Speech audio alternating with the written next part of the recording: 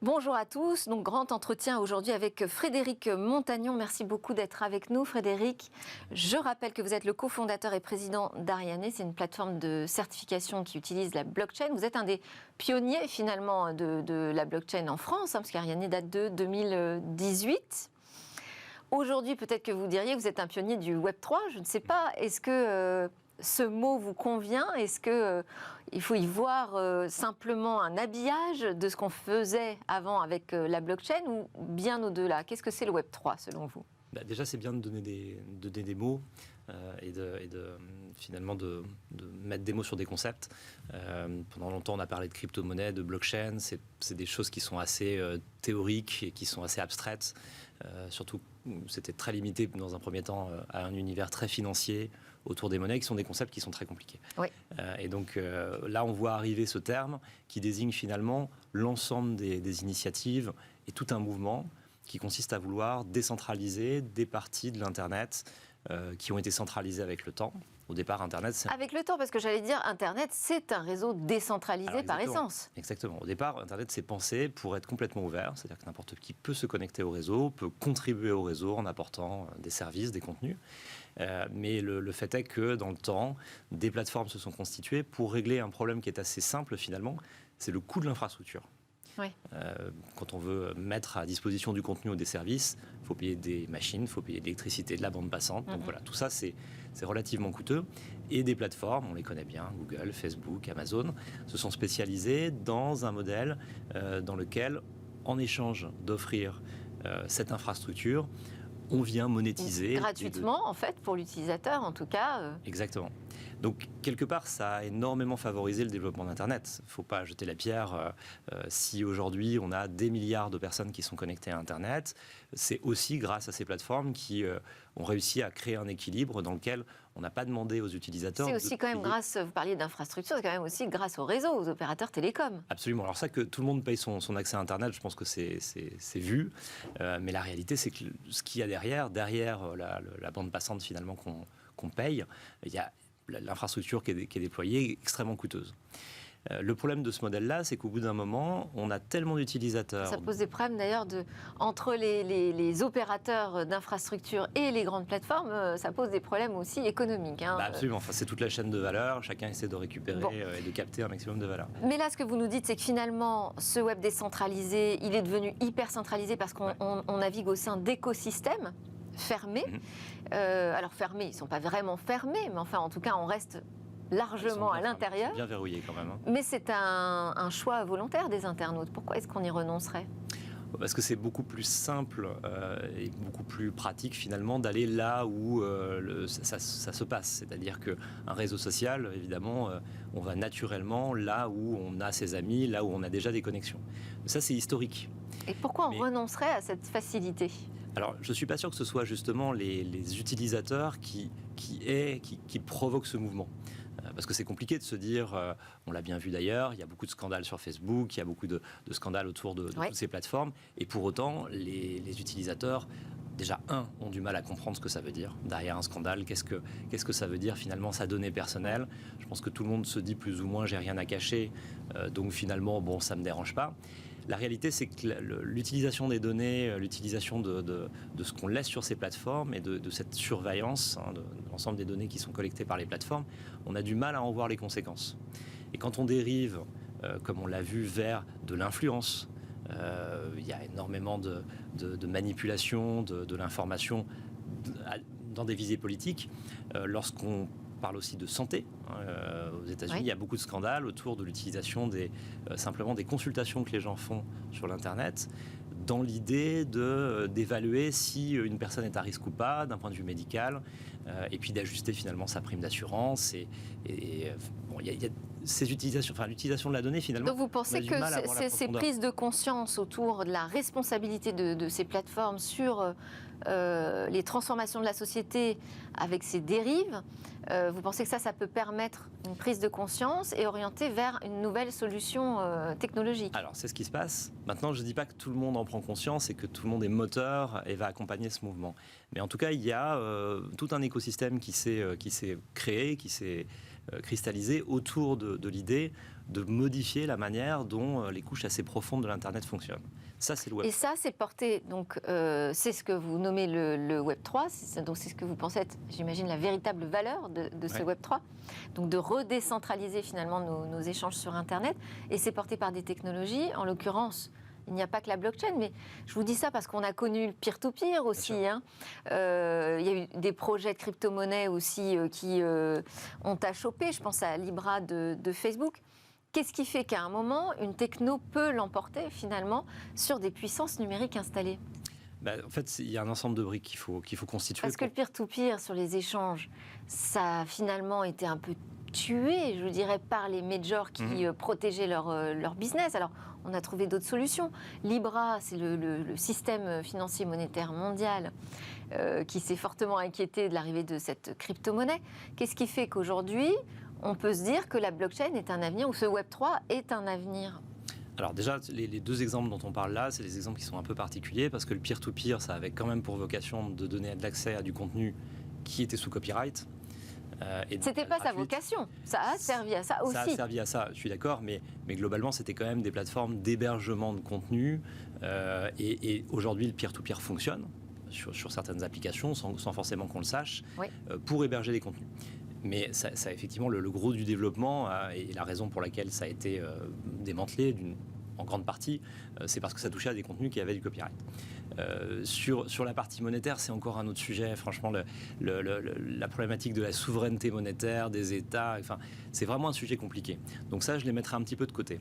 Maintenant, ce qui nous intéresse là, c'est la donnée personnelle. Une question de souveraineté. Mais la blockchain, ça pose aussi des questions, parce que la blockchain, ça peut être utilisé aussi pour le cybercrime, par exemple. Alors, on peut toujours essayer de regarder d'abord les problèmes avant de regarder les solutions.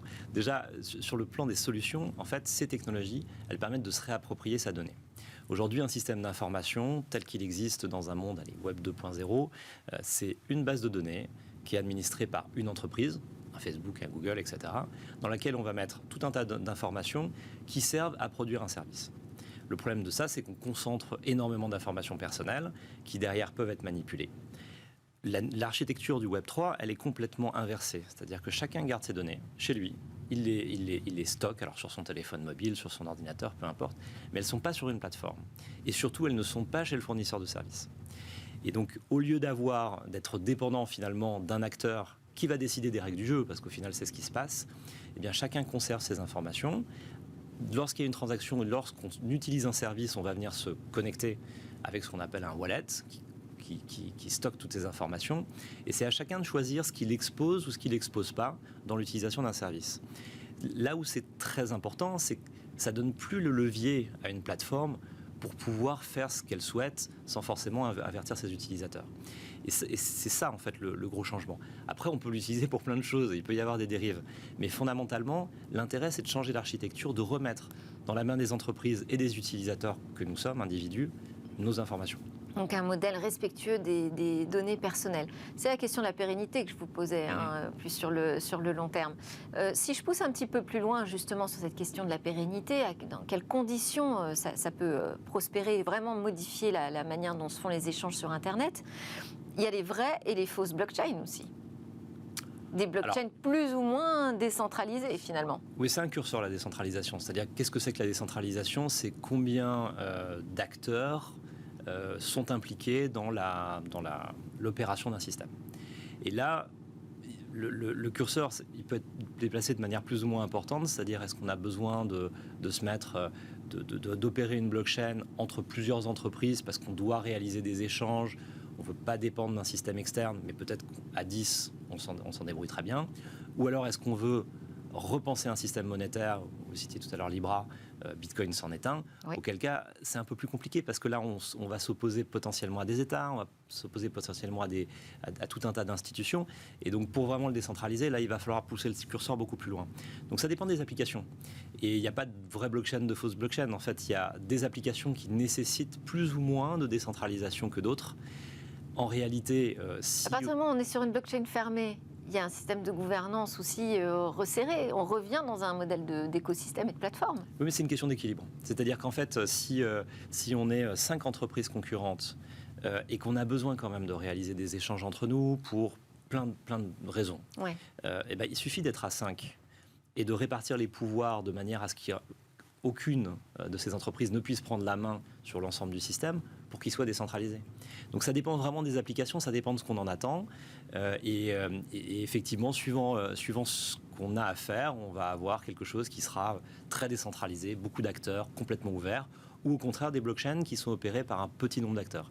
Mais c'est vraiment... il faut mettre en regard finalement du besoin la bonne architecture. Partir de l'usage, bon, ben ça c'est déjà une bonne clé.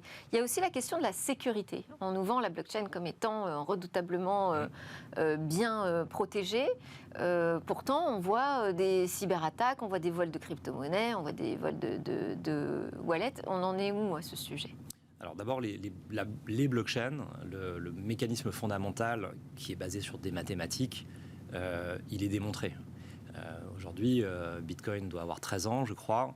Il n'y a pas eu de problème à l'intérieur même du système Bitcoin, par exemple. Ça, c'est une bonne preuve de fonctionnement, parce qu'on parle quand même de centaines de milliards d'euros ou de dollars. Ça, c'est validé. Le problème, il se pose aux interfaces. C'est-à-dire que pour pouvoir interagir avec ces systèmes, pour pouvoir interagir, envoyer, recevoir ce qu'on appelle des actifs numériques, là, pour le coup, il y a forcément un moment, il y a une interface qui peut être humaine, ou qui peut être plus ou moins centralisée. Tous les scandales ou tous les hacks ou tous les vols dont on entend parler, c'est toujours à cet endroit-là. Et donc là, malheureusement, le phishing, enfin, on connaît toutes les opérations qui permettent de détourner finalement le fonctionnement d'un système.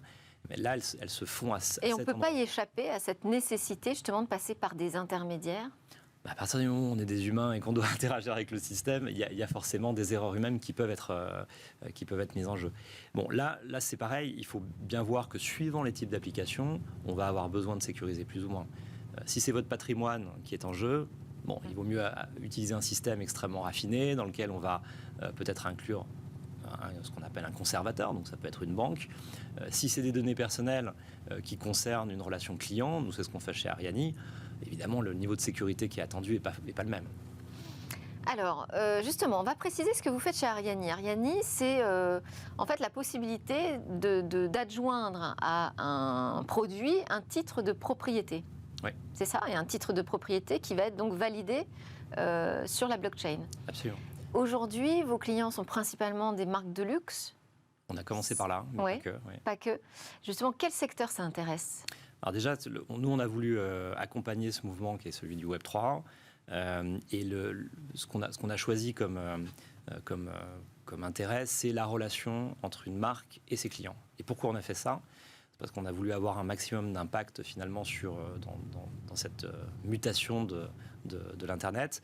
Et finalement, le modèle économique de l'Internet, c'est celui-là. C'est-à-dire que les plateformes, les GAFA, les grosses plateformes technologiques, elles n'ont pour vocation qu'à servir des marques qui veulent faire du commerce, qui veulent se rapprocher de leurs clients, qui veulent manager finalement une relation avec leurs clients. Si on retire ça, le gros du modèle Internet, il est à l'intérieur de cette relation. Donc nous, on a voulu voir comment est-ce qu'on pouvait créer de la technologie pour que les marques se l'approprient, la distribuent dans les mains de leurs clients et accompagnent ce mouvement de transition.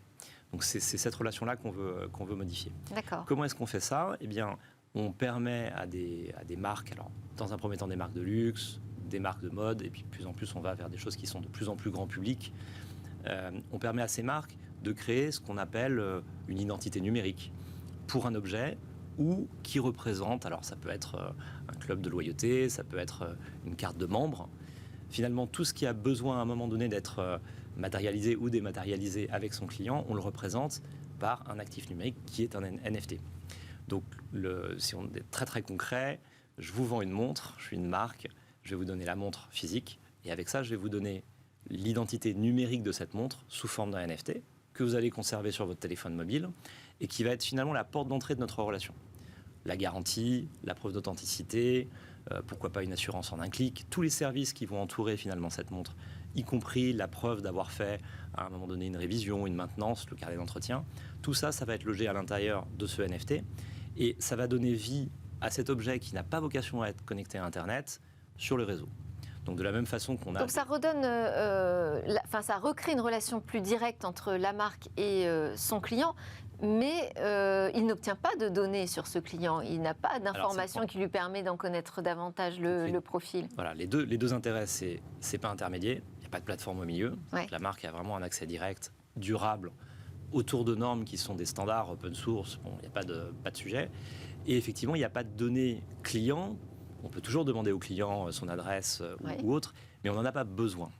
Et c'est ça toute la différence, parce que dans cette relation qu'on a avec son client final, peut-être qu'à un moment donné, on va avoir besoin de connaître plus d'informations pour mieux le servir, mais à la base, pour gérer juste la garantie de cette montre, ça peut être une voiture, enfin peu importe, on l'applique à ce qu'on veut, un four micro-ondes, mais pour gérer la problématique de cette garantie, j'ai pas besoin de connaître ni l'adresse, ni l'identité de la personne. Et c'est tout le principe en fait de ce système, c'est de dire pourquoi avoir besoin de collecter de l'information pour essayer de déterminer un profil, pour derrière l'utiliser dans des fins de marketing, alors qu'en réalité, la seule chose qui intéresse la marque, c'est de savoir qu'est-ce que cette personne-là possède. Donc c'est vraiment un changement de paradigme. Mais c'est complémentaire. C'est-à-dire ça ne tue pas l'autre modèle.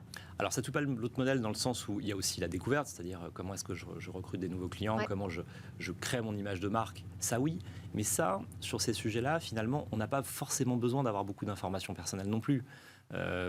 C'est des catégories. On n'a pas besoin de connaître l'adresse, le numéro de téléphone, les antécédents, les positions GPS des gens. Et c'est ça finalement qui est important. C'est encore une fois revenir à finalement plus de mesures sur les données que l'on collecte. Et puis plus de précision aussi, parce que aujourd'hui une marque qui vend un objet, éventuellement, alors si elle arrive à connaître déjà la personne qui l'a acheté, c'est pas mal. Mais la personne qui l'a acheté, c'est pas forcément la personne qui possède l'objet et qui l'utilise 3 ans plus tard. Exact. Donc on voit l'intérêt pour les marques, parce que pour elles, c'est un nouveau mode de relation avec leurs clients basé sur la confiance. En quoi est-ce que ça peut aussi nous aider? Parce que je vois bien que pour l'industrie du luxe, on n'est pas mauvais en France dans ce domaine. Donc peut-être qu'on pourrait même être pionnier et prendre des parts significatives dans ce Web3 du côté de l'industrie du luxe français. Mais est-ce que ça peut aider, au-delà du luxe, les autres entreprises françaises à se démarquer, devenir de nouvelles formes de puissance numérique dans le Web3 ? Est-ce que c'est une seconde chance pour notre souveraineté ? Alors complètement. Enfin, moi, si on part sur le sujet de la souveraineté, il y a plusieurs façons d'envisager la résolution de notre dépendance à des plateformes technologiques. Soit on se dit que la régulation va finalement organiser le marché. Honnêtement, quand on voit le résultat aujourd'hui, c'est très peu probable. C'est-à-dire que même si des réglementations comme RGPD limitent le champ d'action, en réalité, ça a profité plutôt aux big tech qu'aux plus petites entreprises. Qui ensuite se mettent en conformité plus rapidement. Et la dépendance, je dirais même que la dépendance... Enfin là, il y a tout un volet de régulation qui arrive, justement, qui adresse spécifiquement cette problématique des big tech. Oui, mais en réalité, les plateformes les plus grosses, elles auront toujours l'avantage d'avoir des utilisateurs et de donner cet accès aux utilisateurs pour des marques. Donc là, on n'en sort pas. Enfin, on peut pousser le curseur autant qu'on veut. Le temps d'application risque d'être long, oui. La deuxième manière de voir les choses, c'est de dire, en fait, il faut repenser la manière dont les fondamentaux et vraiment les couches très basses fonctionnent. À savoir, plutôt que d'avoir à me reposer systématiquement sur des systèmes qui sont privés, comment est-ce qu'on fait pour transformer ces briques-là en des biens communs ? Et c'est tout le sujet, en fait, de tous ces projets de blockchain, c'est que ce sont des biens communs, au final, dans le sens où on les partage. Et encore une fois, la gouvernance de ces systèmes n'est pas dans les mains d'une poignée de personnes, mais on met cette gouvernance dans la main des utilisateurs. Et les utilisateurs sont soit les entreprises, soit des individus comme nous. Donc c'est ça, hein, l'enjeu, c'est comment arriver à créer les bons cas d'usage et les bonnes capacités d'action pour les entreprises, pour petit à petit créer cette transition, enfin accompagner cette transition vers un Internet plus décentralisé. Bon, on n'a plus beaucoup de temps et je voulais quand même qu'on fasse l'interview express ensemble, Frédéric Montagnon. Donc je vous lance sur un mot très rapidement. Vous me dites spontanément ce que vous en pensez. Je voulais vous poser votre première question sur vos rêves. Alors moi, clairement, mon rêve, c'est... je suis passionné par tout ce dont on vient de parler, mais ce serait qu'il y ait une prise de conscience suffisamment forte pour que les entreprises prennent ça non seulement comme un enjeu business, parce que ça l'est. Le Web3 ? Oui, enfin, encore une fois, c'est ces enjeux de souveraineté, c'est-à-dire l'appropriation de ces technologies, mais en plus de ça, on fasse un véritable argument. Finalement, ça fait partie, j'espère, du monde dans lequel on rentre, d'être aussi un monde dans lequel, dans son choix de produits, de marques, de modes de consommation, on accompagne aussi des valeurs. Et il y a plein de valeurs à défendre, en effet, mais la notion de souveraineté numérique dans un monde où on passe notre temps sur des écrans à interagir au travers d'interfaces et au travers de technologies, c'est important de savoir que ces technologies ne sont pas manipulées. Alors, Frédéric Montagnon, normalement, c'est une interview express, il faut répondre très rapidement. Donc, j'ai pu vous poser qu'une seule question. Je vais quand même vous en poser une deuxième, mais très vite. Comment vous voyez les choses évoluer là dans 5 ans, justement, sur le Web 3 ? Je pense qu'on en prend vraiment le chemin.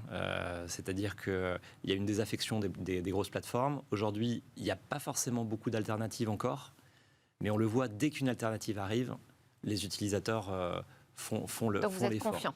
Donc je suis très confiant. Merci beaucoup. C'était l'entretien avec Frédéric Montagnon, président, cofondateur d'Ariani et membre de France Digital, dont on fête les 10 ans. On est partenaire dans Smartech. Et d'ailleurs, on va recevoir un autre défricheur membre de France Digital tout de suite. Il s'agit de Patrick Robin.